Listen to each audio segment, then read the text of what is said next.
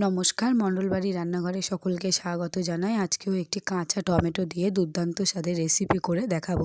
প্রথমে টমেটোগুলো গোটা ভালো করে ধুয়ে নেব, নিয়ে ছোট ছোট করে কেটে নেব এবং আলু একটু ভাজার থেকে মোটা মোটা করেই কাটবো। কেটে ওটাকে ভালো করে ধুয়ে নেব। ধুয়ে কড়াইতে তেল দিয়ে শুধু আলুটাই, কোনো নুন হলুদ ছাড়াই আলুটা ভেজে নেব, নিয়ে তুলে রাখবো। তারপর ওই কড়াইতে আবার তেল দিয়ে পাঁচ ফোড়ন দিয়ে পেঁয়াজ কুচি দিয়ে দেবো। পেঁয়াজ কুচিটা ভালো করে ভাজা ভাজা হয়ে গেলে তার মধ্যে কেটে রাখা টমেটোগুলো দিয়ে দেবো। টমেটোটা দিয়ে একটু ভালো করে ভেজে নেব।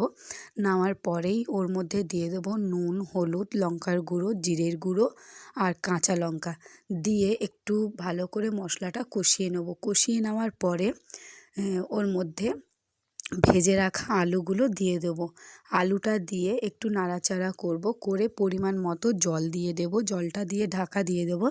যখন টমেটো এবং আলু দুটোই খুব ভালো করে সিদ্ধ হয়ে যাবে, তার মধ্যে আগের থেকে ভেজে রাখা ছোট্ট ছোট যে মোরলা মাছ, ওই মোরলা মাছটা দিয়ে দেব। দিয়ে একটু কিছুক্ষণ ফোটাবো। ফোটানোর পরে ঝোলটা টেনে আসবে এবং একটু ঝোলটা মাখো মাখো হয়ে যাবে, তারপর নামিয়ে নেব। ভিডিওটি দেখার জন্য অসংখ্য ধন্যবাদ। চ্যানেলটি অবশ্যই লাইক অ্যান্ড সাবস্ক্রাইব করবেন। আর এই যদি আপনি বাড়িতে ট্রাই করে থাকেন, কেমন লাগলো সেটা অবশ্যই কমেন্ট করে জানাবেন।